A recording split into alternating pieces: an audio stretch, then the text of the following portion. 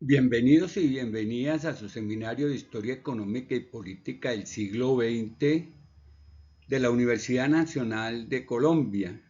Este es un ejercicio de formación política y es un seminario de historia para politólogos que puede ser proyectado igualmente a distintas personas de la ciudadanía y de los movimientos sociales que estén interesados en conocer el origen de los problemas estructurales de la nación. Hoy tomaremos en consideración aspectos que tienen que ver con la administración y la economía pública y lo miraremos en el contexto del siglo XVIII como parte esencial de esos componentes de la herencia colonial a la república. Estaremos siempre pensando desde el presente y mirando las implicaciones que tienen las políticas públicas, la administración pública y la economía, particularmente el sistema fiscal y el régimen tributario, sobre la población y las dinámicas que despiertan en relación con su aceptación o con su rechazo. Primero señalemos que la administración pública que debía hacer funcionar el sistema fiscal de la Nueva Granada fue como en general la administración pública, y esto puede decirse que es una herencia colonial lenta, complicada y en gran medida arcaica. Pese a los procesos de modernización que tenemos hoy, todavía la administración pública no se mueve a las velocidades que se requieren para satisfacer las necesidades y los derechos de las comunidades y de los ciudadanos. Total, en el régimen colonial, la política de administración pública funcionaba con las mismas características con que ha funcionado no solamente en el periodo colonial, sino en el periodo republicano y en el desarrollo de la historia contemporánea. Primero, el sistema estaba constituido por dos instituciones que eran fundamentales para la corona española en la administración de sus colonias.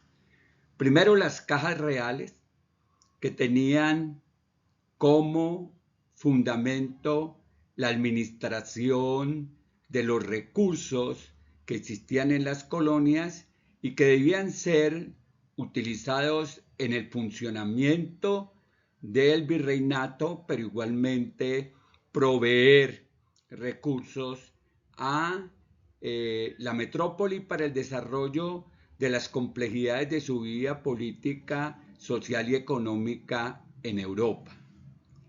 Y el segundo aspecto era el Tribunal de Cuentas. Ambas tenían sede en Santa Fe de Bogotá. Digamos que el Tribunal de Cuentas estaba encargado de revisar y fenecer las cuentas en los informes enviados desde las provincias sobre el producto de las rentas seccionales, los ingresos y los gastos. El Tribunal de Cuentas es una especie de Contraloría General del Virreinato que se preocupa porque las dinámicas que tienen que ver con el desarrollo de las políticas fiscales funcionen adecuadamente y las cuentas se lleven con el rigor correspondiente.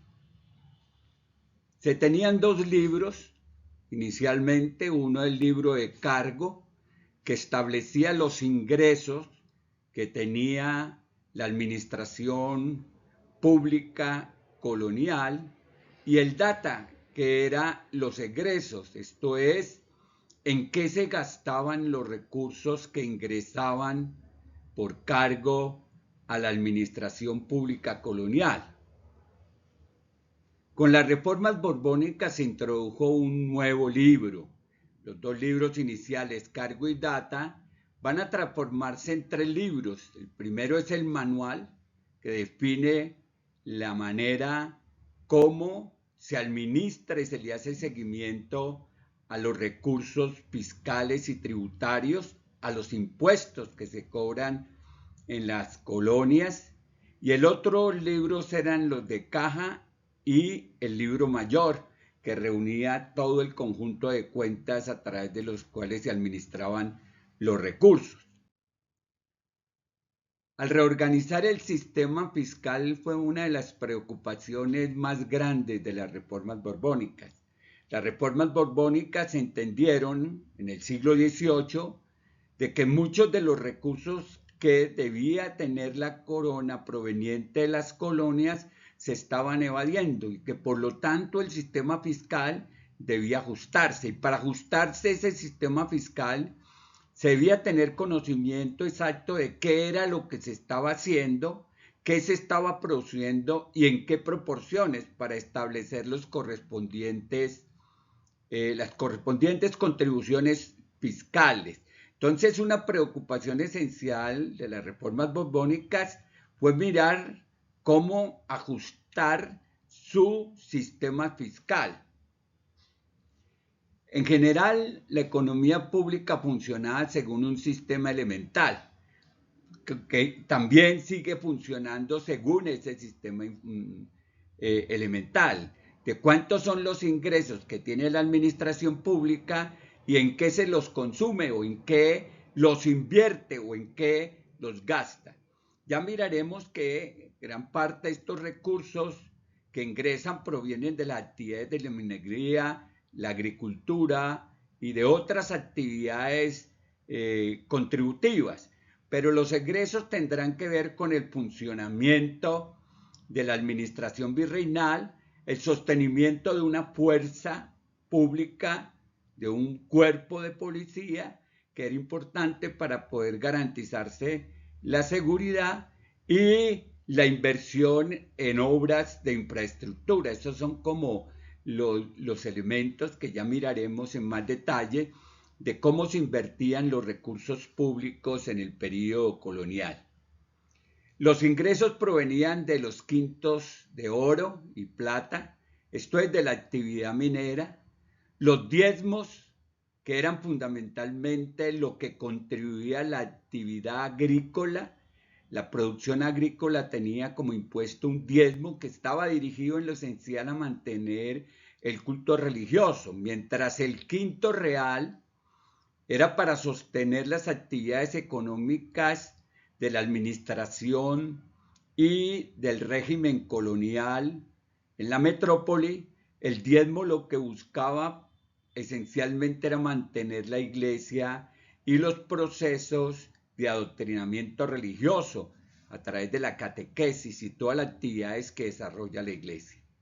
Pero además de esos impuestos del quinto real y del diezmo, habían otros impuestos que se fueron generando por vía del monopolio, entre ellos el estanco, que había estanco del tabaco, había estanco de la sal, había estanco de los naipes, estanco del aguardiente, entre otros estancos que se fueron instituyendo como forma tributaria. También estaban los tributos de indios, aunque los indios se encontraban protegidos por los resguardos, cada una de las comunidades de los resguardos debían tributar a las cuentas virreinales. Estaban los zancabalas, que tenían que ver con las posibilidades de la circulación de mercancías y el compra y venta de las mismas. Y también otros impuestos que tenían que ver como la venta de los cargos. Se podían vender los cargos públicos y con eso se incrementaban los presupuestos o la economía virreinal. Los gastos se dirigían al funcionamiento mediante el pago de los sueldos y el pago de la deuda pública. Y si ustedes se dan cuenta, los gastos que tenemos nosotros en materia del presupuesto público está dirigido también al funcionamiento del Estado, al funcionamiento del gobierno y al pago de la deuda pública. Y cuando hablamos del funcionamiento del Estado, decimos que a través de esos recursos que constituyen los patrimonios públicos, hay que pagarle a todos los funcionarios públicos, a los maestros, a la policía, a la fuerza pública, entre otros funcionarios como los funcionarios de la justicia. Es decir, hay que invertir en el funcionamiento y la administración del Estado y pagar las responsabilidades que se tienen con el sistema de endeudamiento al cual se está inscrito. El sistema fiscal borbónico buscó atacar los males de la economía pública colonial, fundamentalmente males que todo el sistema nuevo en términos del desarrollo tecnológico ha podido contrarrestar, porque hoy estamos supervigilados y sobrecontrolados. Pero en ese tiempo la evasión fiscal, el contrabando y actividades como el nepotismo y la ineficiencia de la función pública eran propios. Problemas que hoy tenemos indiscutiblemente.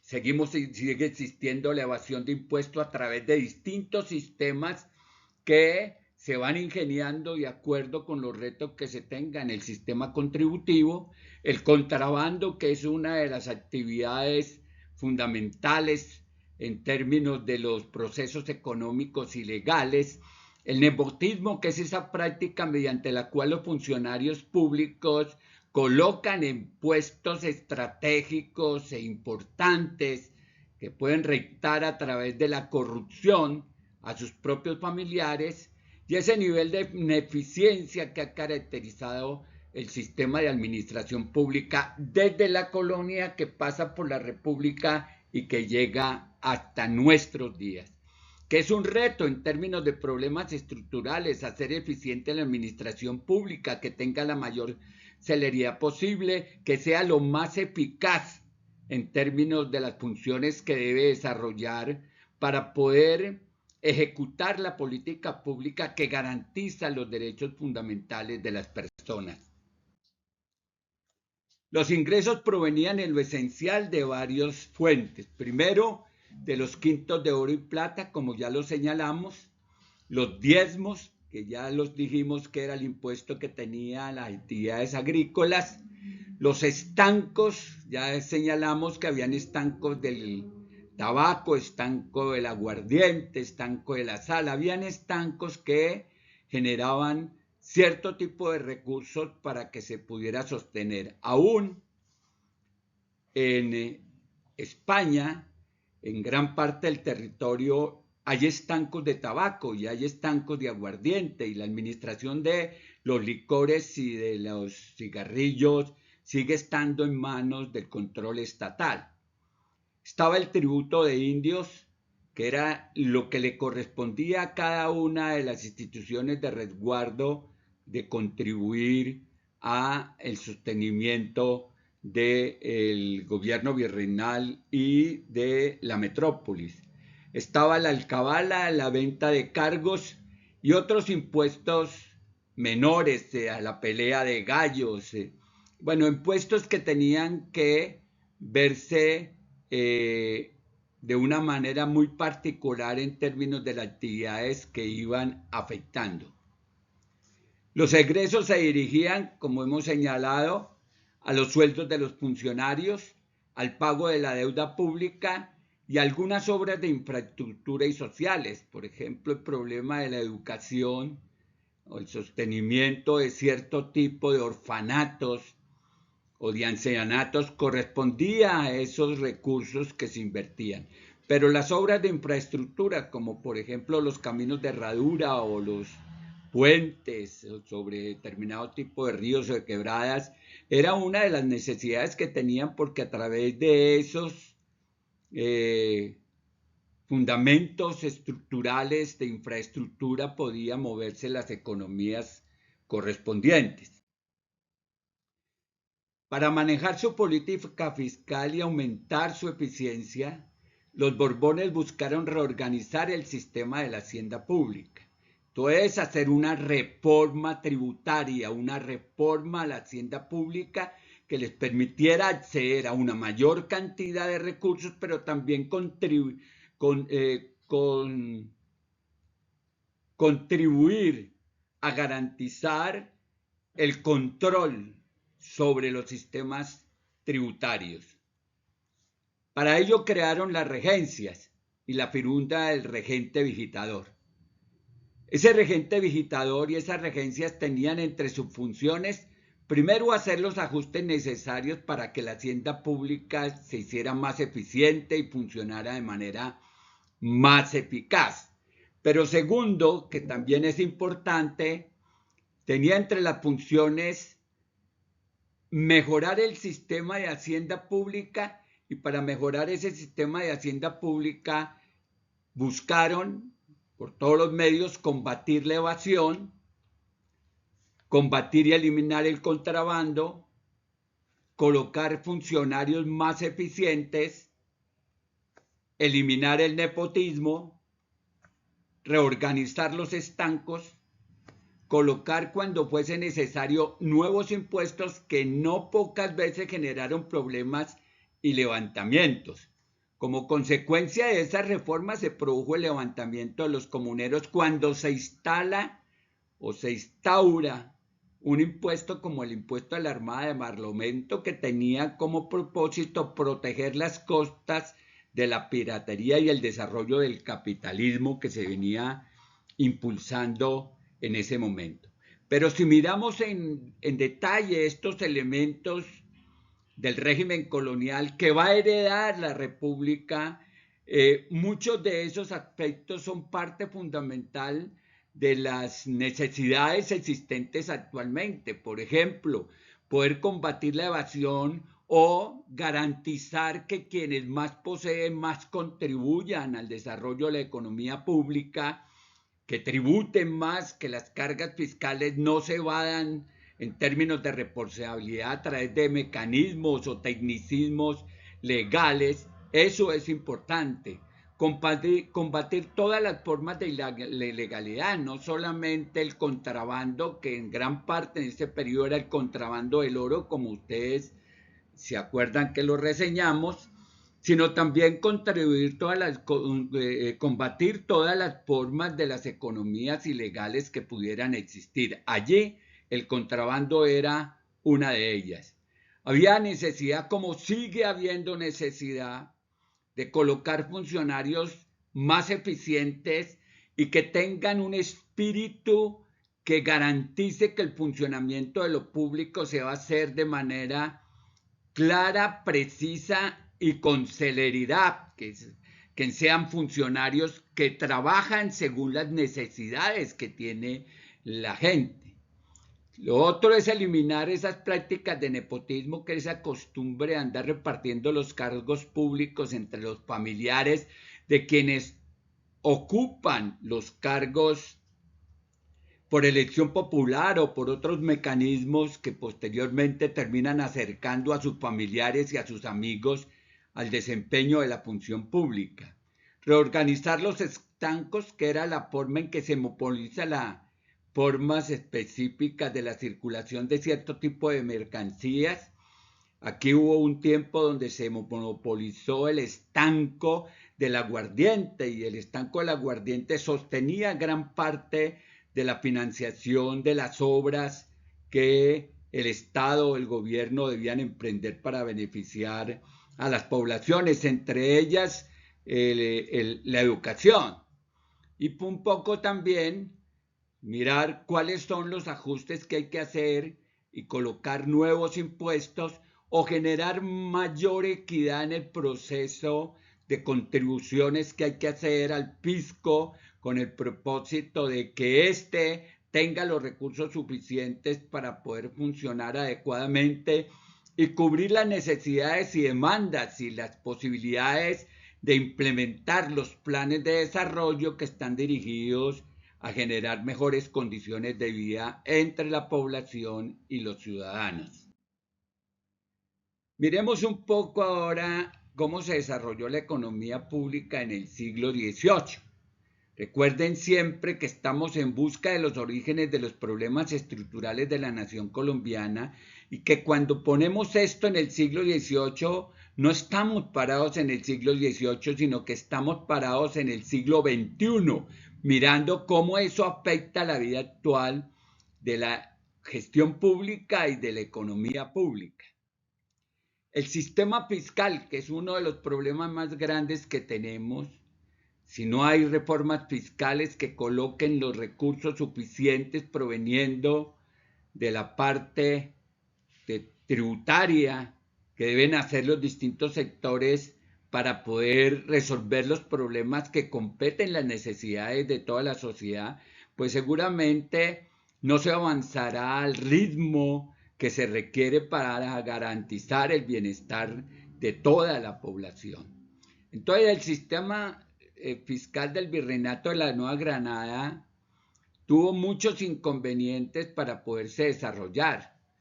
Primero porque las necesidades económicas de la corona fueron generando en América un sistema fiscal muy oneroso que generó inconformidad y fue razón de varios levantamientos y protestas.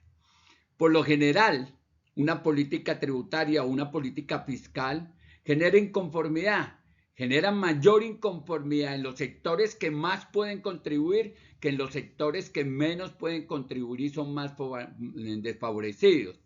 Por eso es muy común que cada vez que se haga una reforma fiscal o se genere una política tributaria o se establezca un sistema fiscal, se encuentre el gobierno con todas las resistencias que pueden ejercerse de distintos sectores de la población. El sistema comprometía una compleja red de impuestos directos, indirectos y de monopolios productivos, que ya muchos de ellos los hemos señalado. La corona estableció el monopolio del aguardiente, el tabaco, la sal, los naipes, la pólvora, entre otros productos que fueron de importancia para la economía pública. Todavía en alguna medida hay estanco del monopolio o estanco del aguardiente, que es la comercialización monopólica del mismo. Nosotros tendríamos industria licorera de Caldas, industria licorera de Boyacá, industria licorera de Antioquia, de todas partes tendríamos industria licorera que funcionaban según unos criterios territoriales con el propósito de proporcionar recursos al desarrollo de las políticas de bienestar y a los planes y programas de desarrollo en cada territorio. También hemos tenido un estanco, un control monopólico del tabaco, de la sal, de los naipes, de la pólvora o de los juegos ahora, y de la pólvora que se mantiene bajo control particularmente en nuestros territorios. El mecanismo para controlar los beneficios de algunos productos fue el estanco. Y esos estancos básicos, los dos estancos básicos que también siguen siendo controlados y vigilados, son el del aguardiente y el tabaco. En España, todavía el estanco del tabaco juega un papel fundamental en términos de la economía pública. Hay que ir a unos sitios especiales a comprar el tabaco porque son en la única parte donde usted puede encontrarlo. Para la minería se creó el quinto real y para la agricultura se creó el diezmo. Ya dijimos para qué era cada uno. El fisco colonial se dedicó en lo esencial a, primero, mantener la burocracia. Gran parte de los presupuestos públicos se lo consume la burocracia estatal en el funcionamiento de la administración del Estado. Por eso, mantener la burocracia que garantizaba el dominio colonial de América, en particular de la Nueva Granada, era uno de los primeros aspectos del gasto del fisco colonial, garantizar su propio funcionamiento. Pero hoy, ese fisco igualmente cumple ese papel. Una parte se dedica a la inversión y al cumplimiento de las obligaciones en la garantía de derechos, pero el otro se dedica al funcionamiento del Estado y a la administración del Estado, a pagar una gran cantidad de funcionarios, maestros, jueces, fiscales, parlamentarios, alcaldes. Todo el mundo vive de la administración pública y de allí, del fisco, de las políticas fiscales y tributarias, es que se sacan los recursos que constituyen el presupuesto que permite el funcionamiento del Estado. Pero también en el periodo colonial y actualmente era necesario sufragar los gastos militares de sostenimiento del orden público y la seguridad de la administración colonial y la defensa del territorio contra la piratería inglesa y francesa, la defensa de los puertos del Caribe en ese periodo. Hoy una parte importante del presupuesto nacional se dedica a el funcionamiento de las políticas de seguridad y defensa y al mantenimiento de la fuerza pública, tanto de las fuerzas militares que lo constituyen el ejército, la fuerza aérea y la infantería de marina, como de las fuerzas de policía y de los organismos de inteligencia. Es decir, la seguridad del país, tanto en lo interno como lo externo, consume recursos del fisco nacional. También está el mantenimiento de la infraestructura. Acuérdense en lo que está ocurriendo hoy con las vías de quinta generación. Para ese tiempo el mantenimiento de caminos y el acceso a las rutas fluviales y a los puertos era muy importante, había que invertir en eso. No se avanzó con los recursos en desarrollar una estructura de un sistema de transporte que hasta ahora está alcanzando el nivel que debía alcanzar en el siglo XIX. Hoy el transporte nuestro apenas está comenzando a ponerse en el lugar de las necesidades que requiere la movilidad económica y la movilidad social. Muy poco dinero se invertía en el sostenimiento de escuelas, servicios de salud o beneficencias para atender a los pobres, huérfanos y ancianos. Hoy lo que tenemos con el problema fiscal y tributario es que lo que se invierte en garantizar derechos fundamentales como el derecho a la educación, a la salud, a la vivienda, es consumido por una casta burocrática y clientelar de contratistas que prácticamente saquean los presupuestos públicos, empresarios que se benefician de una manera absolutamente exorbitante de los recursos que se tienen para invertir en ese punto 4 tan importante que es garantizar derechos fundamentales como el derecho a la educación, el derecho a la salud, el derecho a llevar una vida digna desde la infancia y hasta la ancianitud. Todos esos elementos son fundamentales. Cada ratico se están planteando las reformas que deben de una u otra forma garantizar el ejercicio de esos derechos. Y cada vez esos que pagamos con el fisco, que pagamos con los impuestos, como son los parlamentarios, como son los congresistas, no los parlamentarios, nosotros no tenemos parlamento, sino los congresistas que consumen millonadas en términos de sus salarios y que asaltan las distintas instancias del Estado para controlar los sistemas de contratación, toda vez que de allí sacan recursos para su beneficio personal a través de prácticas corruptas, sistemas absolutamente corruptos. Por eso la necesidad de la lucha contra la corrupción. Pero esos congresistas que se oponen a que se hagan reformas democráticas que garanticen el derecho a la educación, a la salud, a la vivienda, a la ampliación de la infraestructura, a las políticas de conservación ambiental, todos esos congresistas los elegimos nosotros mismos, los elige el pueblo. Y esos congresistas no están con el pueblo, están contra el pueblo. Y están en prácticas de saqueo y con grandes salarios para ejercer más que la práctica legislativa y poder beneficiar con la expedición de leyes a los ciudadanos.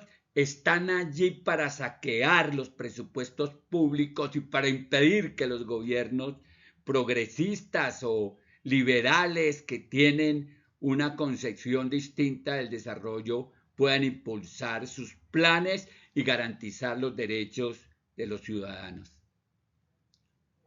La corona se cuidó de impuestos o de impuestar a productos que pudieran agobiar a cierto tipo de poblaciones, particularmente a los productos agrícolas producidos por las comunidades indígenas, que eran puestos, entre otras, en los mercados locales y que garantizaban la supervivencia de los centros administrativos sobre los centros mineros, porque esa fue la lógica mediante la cual creció la actividad económica en los aspectos de la agricultura, la ganadería y el comercio. Era abastecer los centros mineros y abastecer los centros administrativos. Siendo el comercio externo uno de los más activos, el sistema fiscal virreinal construyó una serie de impuestos que hicieron la actividad muy difícil, sobre todo para las exportaciones. Ese es un problema que tenemos hoy, la política fiscal en términos del comercio exterior. Hoy, estoy hablando del 2025, la política norteamericana en términos arancelarios ha ido generando unas lógicas muy complejas a las dinámicas del mercado exterior. Países como Canadá, México, Colombia y otros países que comercian con los Estados Unidos tienen grandes problemas para poder colocar en el mercado de consumidores norteamericanos los productos con unos precios que estén al alcance de los consumidores. El almogarifazgo era uno de los impuestos que estaba para allí, la avería, la internación, el alcabala de mar y de tierra que gravaba las transacciones comerciales de bienes muebles e inmuebles, operaciones de crédito como censos e hipotecas. En 1780 hay un regente visitador, que es el regente visitador Gutiérrez de Piñeres, que busca imponer una reforma al sistema fiscal para enfrentar la guerra de mar, gravando el alcabala de tierra con lo que era un impuesto para el sostenimiento de la Armada de Barlovento. Como la gente que está al interior del país no ve el mar, ni ve los riesgos que tiene la presencia inglesa y de la piratería inglesa y francesa sobre las costas, pues cuando a usted le van a poner un impuesto para decirle que hay que construir una armada de Barlovento para que defienda las costas e impida la llegada de la piratería, y la va a hacer en Santander, pues eso va a generar toda la inconformidad del mundo y el movimiento comunero se va a erigir allí en un movimiento de protesta que también va a dejar muchas enseñanzas en la configuración social de los distintos sectores que participan en las dinámicas del movimiento y cómo los intereses adquieren formas explícitas de manifestarse al llegar a acuerdos con el régimen virreinal, donde los sectores populares son los que se sostienen en los propósitos más ennoblecedores de la lógica de la movilización, que es garantizar los derechos de las comunidades. El sistema de rentas fiscales está representando el 59.91% de los ingresos totales del Estado español. El resto provenía de los gravámenes de otras actividades. ¿Qué actividades? Las rifas de gallos, los peajes por caminos y puentes, la bula de cruzada para transitar un territorio determinado, la bula para comer carne en la cuaresma, oficios vendibles como el regidor de cabildos, escribanos, alcaldes, o las llamadas mesadas, medianas sanatas y anualidades que en términos laborales se desarrollaban. Los expolios, que eran bienes dejados por miembros a herederos, miembros de la realeza criolla a herederos.